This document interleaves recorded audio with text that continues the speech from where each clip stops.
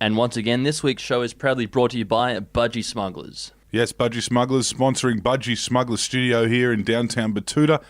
Budgy Smuggler is one of those industries that, heading into the European summer when we see COVID-19 start to hopefully ease in Europe, they might actually have a bit of success. A lot of companies around Australia are struggling right now, particularly manufacturers that rely on materials from China. Budgy Smuggler is not one of those companies. They're all Australian made. And in fact, they are an Australian icon. And when we get through these uncertain times ourselves, summer will be one to celebrate. I think now that because we're all going to be working from home, there's going to be a limited amount of opportunities that Australians are going to have to go down to the seaside and have a swim or down to their local pool, river or dam. So while you're walking around the house, don't do it in the nude. Do it in a pair of budgies. Head to www.budgysmuggler.com.au and follow the links. Now let's get on with the show.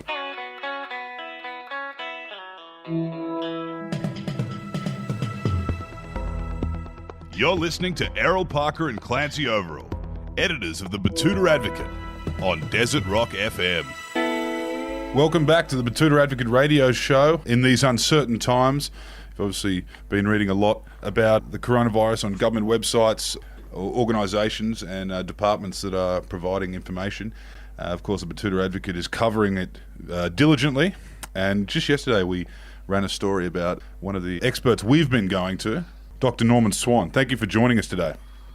Well, I'm honoured, particularly now that you've nominated me as the nation's daddy. My God.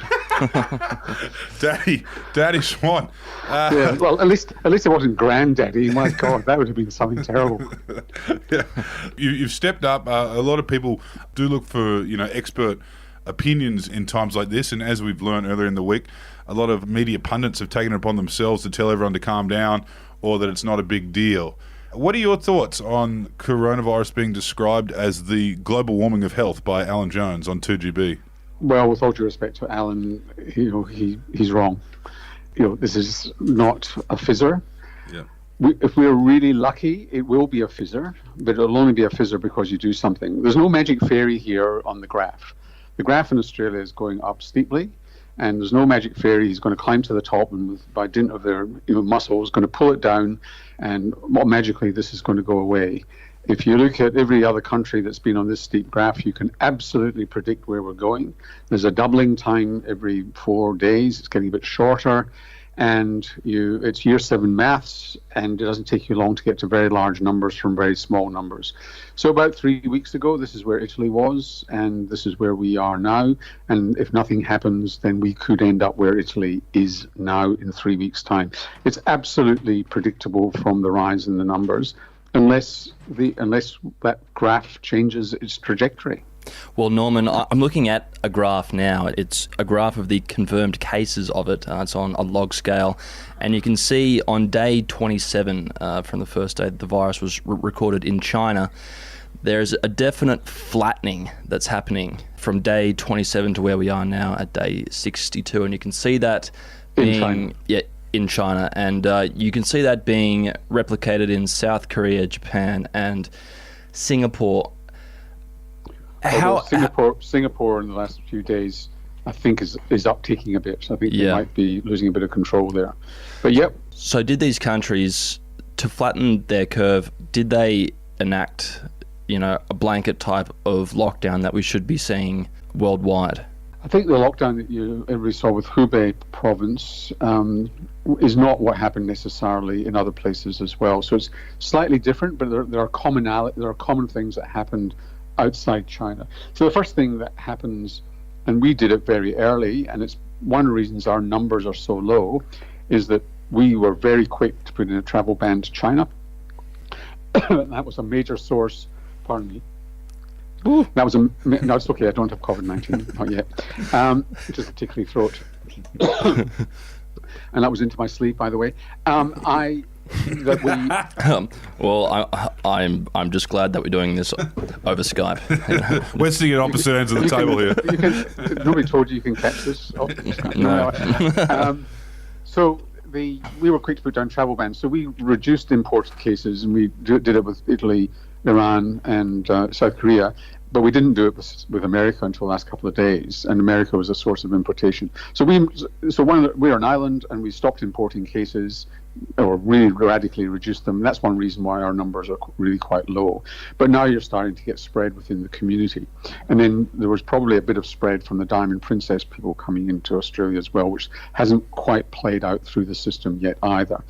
So the question is what has happened in those countries where they had a problem and they seem to have flattened it out? Yep. Well, they are very good at identifying cases. That's the first thing. So they are aggressively testing, and they test more than we do. And I hesitate to say that we should be testing a lot more because the resources are limited and people are working flat out. But we probably should have earlier on amplified our testing regime, because we really don't know how many people are walking around the community with the SARS-CoV-2 virus, and you only know that when you amp up your testing regime. And they could say, well, at low numbers, it's going to be very dilute and not very profitable to do that. And there's some truth to that, but the numbers are increasing now, and there could be anything up to 20 times more people in the community with it, particularly younger people who get milder disease, don't know they've got it. They're half as infectious as others, but because there's more of them, in many parts of the world, 30% of new infections comes from younger people who think they're invincible. They go off and have their COV-2 parties, and it spreads from there. Yeah, because the current government policy now is that they're only testing people who they know have come into direct contact with someone who has it or has been overseas. Yeah, there are 3 or 4 criteria. That's right. Yep. So have you come back from overseas in the last 14 days? That's going to become less relevant because they're going into immediate isolation, or quarantine, I should say. Have you come in contact with somebody with COVID-19? A known case. Mm-hmm. Have you got a pneumonia which is not explained, regardless of whether you come in contact or coming overseas? An unexplained pneumonia, that should get tested. And if you're a healthcare worker, a nurse, a doctor, a physiotherapist or a dentist or something like that, and you've got symptoms, respiratory symptoms that look as if they're not going away or they're serious, then healthcare workers, because they are very high risk of this. And when the epidemic gets going, or in overseas, 20% of the healthcare workforce get infected. And I got a text yesterday from a junior doctor in an emergency department in London, where 2 ENT consultants are in intensive care on heart-lung bypass because they've got coronavirus. And I can assure you they're not 70 years old with heart disease. So once the numbers go up, you get more young people coming into intensive care. Anything up to about 40% of the intensive care beds are taken up by people who are younger than 60. And it means that eventually, so it's not that you're steel belted with if you're younger, you know there are younger people getting serious illness, and there's no way of predicting whether or not you're going to get it. So it's more likely the older you get, but it doesn't give you a leave pass. So what they're doing is case finding very aggressively, and then they're aggressively looking for the contacts of those people, so that anybody to come in contact with the last 48 hours or so. They're using CCTV, they're using spatial facilities on your smartphone. They're doing stuff that we would find a bit intrusive in Australia, but that's the extent to which they're going. If you're in quarantine, your phone will register where you are, and if you move out of the house, your phone pings you and tells you to go back home. Yep. All that sort of thing is happening, quite aggressive. And then the other thing, that school closure is mixed. Some do it, some don't. And I'll come back to that in a minute. And the other thing that they're doing is social distancing, which is really spatial distancing, keeping away from other people. And that's the only thing that really works. In association with case finding, the thing that really turns this curve over is major social distancing, and where you are not mixing with other people very much at all unless you have to. So it's not a full lockdown like you see in Italy or in China. It doesn't have to be that tough. You can still go to the shops if you have to, go to work and so on, but really no weddings. No, that's not where we are yet in Australia, but that's the sort of toughness. In some countries, it's no gatherings over 5 people. You can't go to the pub or a bar on a Friday night. So that's what they do, and then they do it in a highly disciplined way. They've managed to actually bend the curve and get it down. early kind of, I wouldn't say it's misinformation, but early numbers created a bit of misinformation around the world in that this only affects old people. You've just pointed out that there's a lot of young people that are now in beds.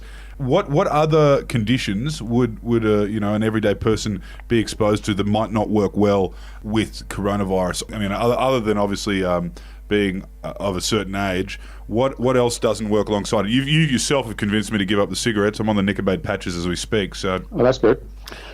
So smoking increases the receptors in the lung to which the virus binds. Yeah. So more receptors, the more chance you have getting infected in the first place. Smoking strips off the lining of your lung to an extent and knackers the immune system a bit in terms of actually the defense against the virus. Smoking's not good.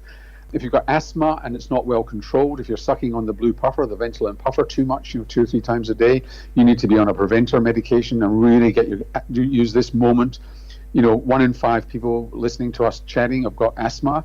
They probably think they're really good. They accept a bit of coughing during the night and a bit of coughing before they go on their morning run. That's unacceptable. You've got to get your asthma really in good shape because you don't want a bad asthma attack. Yeah. And the other thing is you've got to protect yourself against influenza. So when the new vaccine comes out, everybody should be immunized because you don't want to get that at the same time. And you don't want to get it at all because it means you could mean that you end up in the emergency department, clogging up the emergency department when there are people sicker than you who need to be looked after.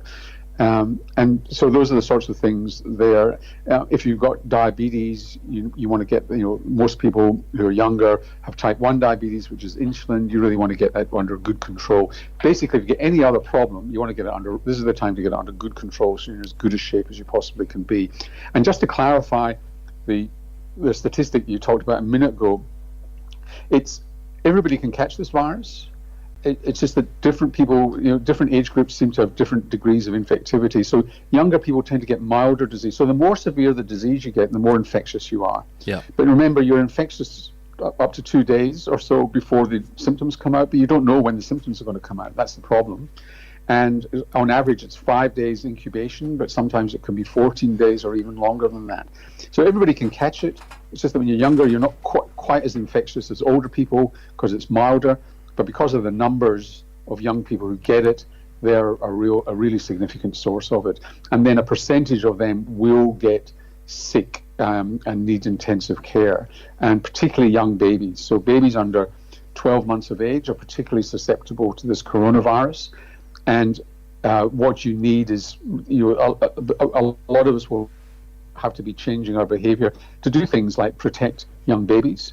Nobody wants to see a young baby suffer, but just inadvertently, if you're careless about this and think I'm not going to get seriously ill, well, A, you might get seriously ill, and B, you may pass it on to somebody, and you'll never know, but a little baby suffered because you've been a bit careless. So this is now the third in what you could say a trilogy of human coronaviruses that has been kind of set loose upon the planet the last 20 or so years. How does this latest COVID-19 coronavirus, is it any biologically different to, say, the SARS or the MERS coronavirus? Yeah, no, it is different. It's part of the same family, but it is different. The reason it's called SARS-CoV-2, and the first one's now called SARS-1, is that it is closely related to that SARS, but it's a different virus.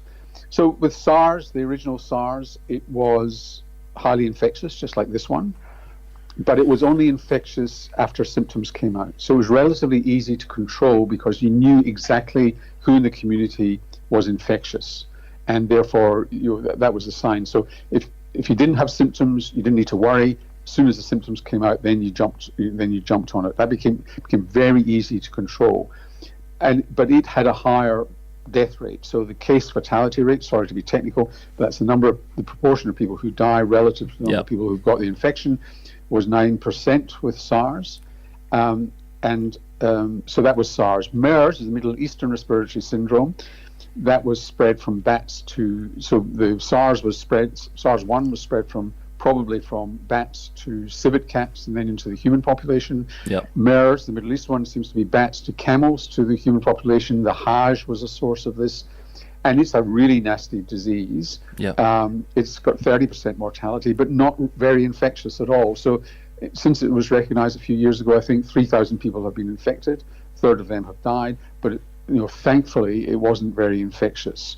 So it's still going, but it's not there. So this one, it's very infectious. Each person infects 2 or 3 people if you don't control it, and it's got the case fatality rate's been moving around a lot, and it depends on a lot of factors. Average is probably 3%. A couple of weeks ago, I was saying 1%. But I think it's landing on around about 3%. Italy maybe around 6%, but that's probably because they've got a lot more elderly people in Italy than they do here. So that's 33% is 30 times the death rate of everyday flu, seasonal flu. Yep. And what are something that the Australians who are living in a regional community, because we've heard from the Northern Territory government that they are considering closing down the state, much the same as the Tasmanians have. What are some tips for regional Australians to really try to limit their exposure to this big virus that's taking over the cities? Yeah, I mean, just to be clear, I don't think it's taking over the cities yet, but it will if we don't do more than we're doing now. Sure. Or making or seeing if we're doing now bends the curve, and if it doesn't, then we're going to have to jump in early. So in terms of regional Australia, there's 2 aspects to that. One is Aboriginal communities. Aboriginal communities are going to be very vulnerable to this virus because we've neglected the housing in Aboriginal communities, and people live in overcrowded circumstances, poorly maintained. That's not their fault. The houses have not been well built, and investment has not been made in maintaining them. No fault of the people there. It's just they're living in crap houses that fall apart. And Aboriginal communities are highly at risk. So what they're doing in Aboriginal communities that are remote and well defined, stopping new people coming into those. So they've ring-fenced those communities and trying to stop people coming in, because they're like a microcosm of the nation. If you stop people coming in, then you limit the chances of the virus hitting those communities. And that's part, I think, of what the Northern Territory is talking about, is there's a large Indigenous community, or Indigenous communities, both Aboriginal people and Torres Strait Islanders, and isolation of the communities will help to limit the spread of the SARS-CoV-2. And that will be very dominant in their minds. In regional communities, it's actually not, in regional cities, for example, or regional towns, country towns, then it's not very different from cities. It's the stuff you've heard about: hand hygiene, don't touch your face, you really don't mix with other people. And this is different from what the government's saying, but essentially it's common sense. Yeah. It's that it's don't mix with other people unless you have to, and avoid places where people congregate, because the more you do that, the higher the chances that you're going to catch it. And it won't take long in a country town for a couple of people to arrive with it, and it runs riot through the town, and you get a real cluster, which is, and you had a bit of a cluster in New South Wales, I think, around Epping and northwest Sydney, and it just doesn't take much for this to, if you're not vigilant, to spread. And what you're asking people to do, and it's a tough ask, and it's a really tough ask, is change your individual behaviour and your family's behaviour to protect the community at large. So at this moment in Australia, the risk to us as individuals is low. Not much of it around yet, but it's going up fast, and it won't take long for there to be quite a lot of it around. But really changing our behaviour to protect everybody. It's like, people don't realise, if you wear a seatbelt, the statistics are, last time I looked, you've got to wear a seatbelt for 45 people. We've got to wear a seatbelt on every car journey for 45 years for one person's life to be saved. So in reality, wearing a seatbelt is a bit like this. You're changing your behaviour to stop a lot of injuries in the community, but the likelihood that you're going to need a seatbelt at any one time is low, but over the community it's high. So it's a population thing. Similarly with immunization, one of the reasons we get immunized is to protect the whole community and to protect little babies. And now we're being asked to change our behavior to protect the community at large. And you can say, well, screw that. I'm going to go to have a pool party, and whatever else you might do at a pool party, and I want to get it because I'm going to, getting it, get this over with quickly. And you can understand why people might think that, and I'm going to be okay, Yeah. but some of you will not be okay, and you'll pass it on to the others, and you'll be a source of this virus to the rest of the community. So this is really, really hard stuff. And the government's going a bit soft at the moment because they just wanted to see whether they can bend the curve without doing too much that's drastic. But the signs are not good at the moment that they're actually getting traction, and they're going to have to put the foot on the pedal more strongly. But what everybody's worried about is how long you've got to have your foot on the brake. So you started off here talking about the Chinese curves. Yeah. So the Chinese are now taking the foot off the brake. Yep. Is it going to come back? Because only about 1% of the Chinese population have had SARS-CoV-2. Yeah. And if you take the foot off the brake, and what they found in 1918 in the Spanish flu epidemic is that some cities like Denver, St. Louis took the foot off the brake too soon, and it came back with a vengeance. And the problem in China at the moment is they're just throwing out a whole heap of American journalists who've been reporting on this, and I'm personally not confident that their numbers are real. Okay. So will we know if it comes back? I'm not sure we will.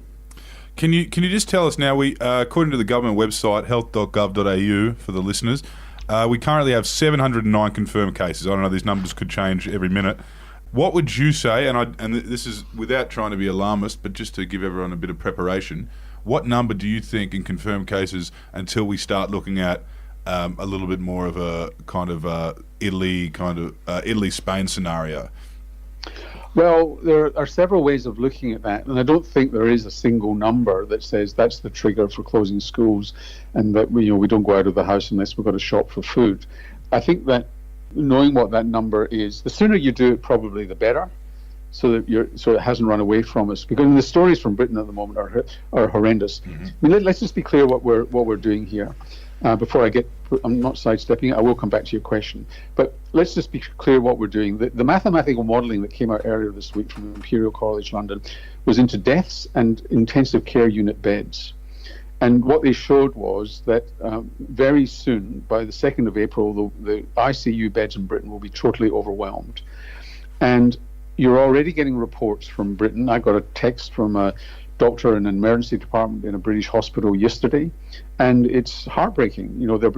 It's like, I'm being accused, by the way, of being a Jeremiah and being over the top and so on. But the description you get from the front line there and in Italy, it's like the Somme in the First World War. Yep. You're in the trench, and your lieutenant blows the whistle, and you're over the top to be mown down by German machine guns. Yep. So they're being sent into battle with loosely fitting masks, little plastic aprons instead of protective gear, and 20% of them are going to get infected. 2 of their consultants are in intensive care on heart-lung bypass, and that's just one hospital. And it's and you're getting stories like that from more and more hospitals, and more, and the discomfort that intensive care specialists have got is who gets treated and who doesn't. And I'm making very tough decisions about who you treat and who you don't, and healthcare workers at the highest risk. So in fact, we're actually, if we let this go, how do I say it? That in a soft way, I'll say it in a hard way. We'll kill doctors and nurses and dentists. Yeah. Because we'll be releasing this virus into the community. They're the front line. They put themselves in harm's way to keep us out of harm's way. But they will catch this disease, and they'll get a big dose of it, and they'll get it more severely. And they're out there, they're turning up to work. They've got kids at home. I interviewed on my health report program on RN an intensive care specialist from Queensland who talked about how the fact that afternoon, it was last Sunday I interviewed him, that afternoon he was having a conversation with these teenage kids about what would happen if he died at work. That's the conversation he had. Yeah.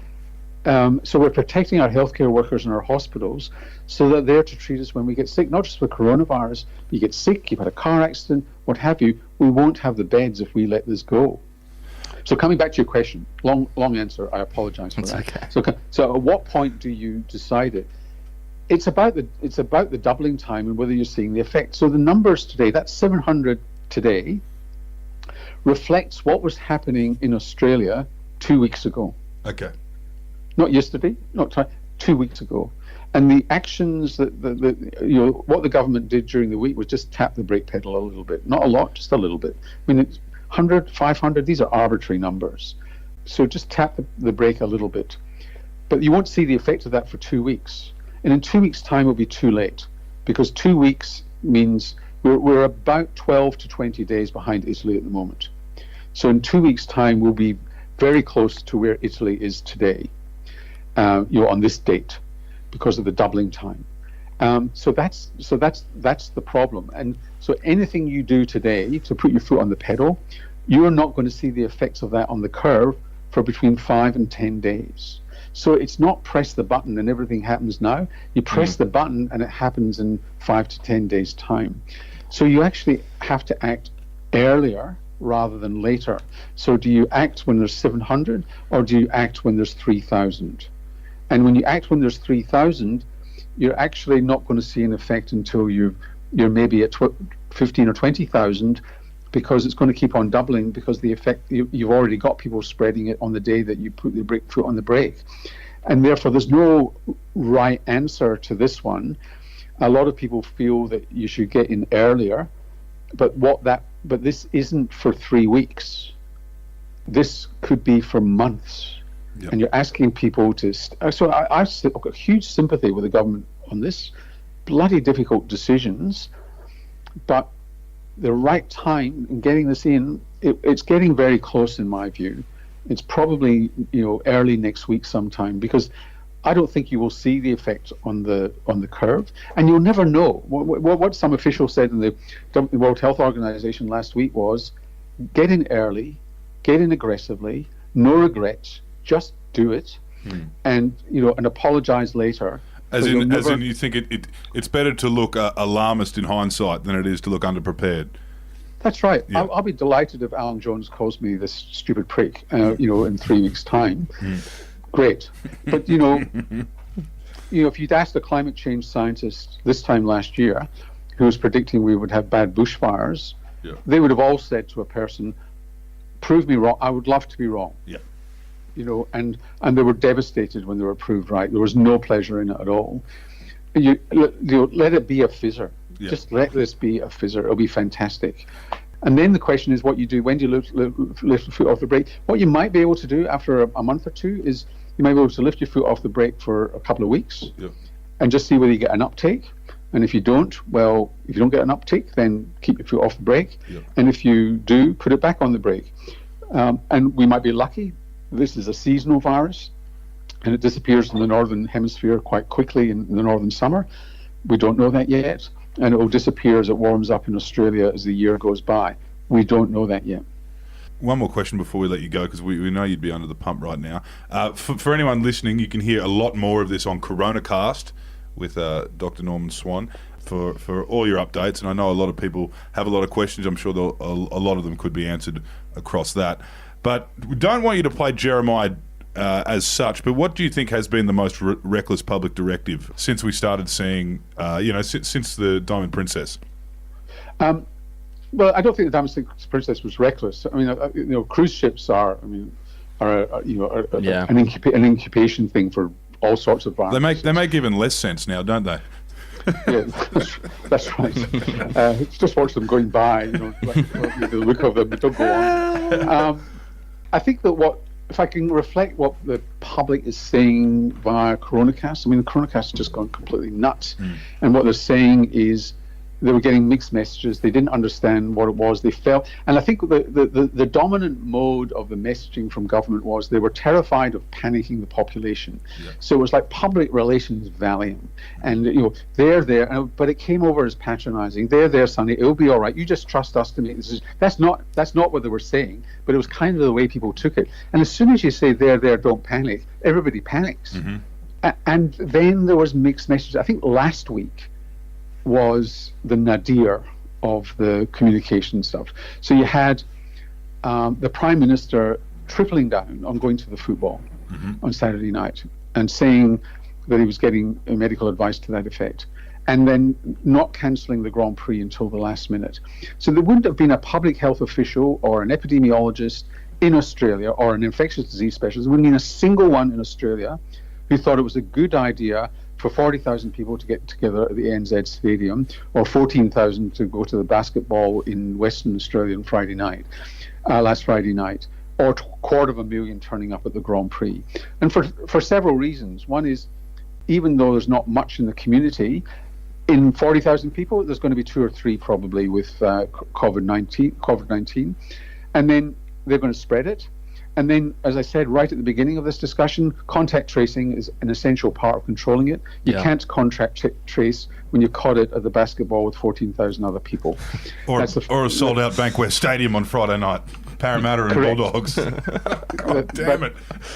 I know, that's right. So you just can't do that. Now, a quarter of a million, many of whom have come in from overseas. And so you just can't do that. And so people were saying, look, I've been told for 2 weeks now, I've got to wash my hands every day. I've got to, stay at home if I can. Don't work from home if you possibly can. My business is doing that. We're doing all this. And then the Prime Minister's saying he's going to the footy. This doesn't make sense. Yeah. And then you've got Peter Dutton arriving from America with the virus, because it's gone mad in the United States, and they haven't been testing, and they're going to be like Italy. And he arrives with it and goes to the cabinet meeting, and the World Health Organization says it's 48 hours you've got to be aware of, and he comes down with his symptoms on Thursday, which is within that 48-hour period. And you don't see our leaders behaving the way we're asking individuals. So individuals are coming in contact with people with COVID-19. They're being sent home to be on quarantine. And then they don't see that happening to cabinet. It might not have had to happen to the whole cabinet, but maybe the people sitting on either side of Peter Dutton, it should have happened to. But Peter Dutton did the right thing. He went into isolation. It was the same as Tom Hanks and his wife. Yeah. But so he did the right thing, but the quarantining didn't. And so people were really confused, really mixed messaging. And I think that was a bit of a crisis. And this week it seems to have settled down to much more straightforward communication. Yeah. But it took that to happen. Last week was a shit show. Had to break a few hearts. Now, we'll let you go now, Dr. Swan, Norman. Thank you for joining us. But just one last question. Is it all going to be okay? I think it will be okay if... so it depends what okay means. I think if we really pull together as a community, I think it will be okay. The question is how hard we have to pull together.